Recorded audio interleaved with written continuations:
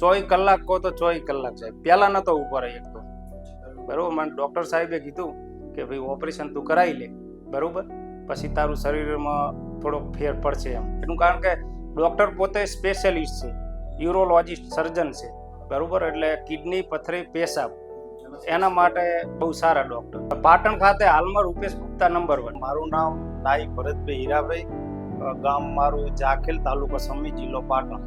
મારે તકલીફ પથરીની છેલ્લા 2 વર્ષથી હતી. પ્રાઇવેટ ડૉક્ટરમાં અગાઉ બતાવ્યું હતું એટલે ડૉક્ટર સાહેબે એવું કીધું કે તમારે ઓપરેશન કરાવવું પડશે. 30 mm ની પથરી છે અને અંદર કદાચ રસી થઈ જાય તો કિડની ડેમેજ થાય. એટલે પછી મેં સાહેબને કીધું કે સારું. પછી મેં વાયા મીડિયા તપાસ કરાવી એમ કે પાટણની અંદર કયા ડૉક્ટર સાહેબ સારા એમ બરાબર, જે કાર્ડમાં થતા. કેમ કે હું નાઈ સમાજ એટલે હું કારીગર વર્ગમાંથી આવું, ગરીબ વર્ગમાંથી આવું. એટલે પછી મને અમુક લોકોએ ત્યાં ઓપરેશન કરાવેલું એ વ્યક્તિએ કીધું કે કાર્ડમાં સિદ્ધપુર ચોકડી એપેક હોસ્પિટલ ડૉક્ટર રૂપેશ ગુપ્તા સાહેબ નામ કરીને છે, ત્યાં તમે એકવાર વિઝિટ કરી આવો, શું કહેવા માગે. પછી હું સાહેબ ત્યાં ગયો બરાબર. ત્યાં ગયો એટલે ડૉક્ટર સાહેબને મળ્યો. પછી સાહેબે મારા રિપોર્ટ જૂના જોયા અને નવા કરાયા રિપોર્ટ. એટલે કે ભાઈ તમારે પથરી છે એટલે 30 mm ની છે, અંદર ડેમેજ થોડી કિડની થઈ, રસી થવાની સંભાવના ખરી, એટલે તમારે ઓપરેશન કરાવવું પડે. એટલે પછી મેં સાહેબ અંગા ચર્ચા કરી કે સાહેબ હું નાનો માણસ છું એટલે મારે કાર્ડમાં કરાવવું છે.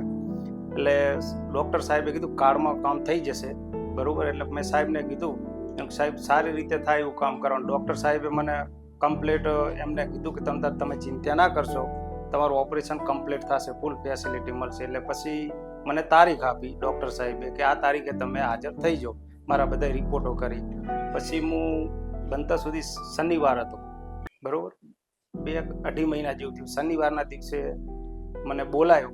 પછી મારું કાર્ડ ને એવું હું કઢાઈ અને ત્યાં દવાખાનામાં આપ્યું.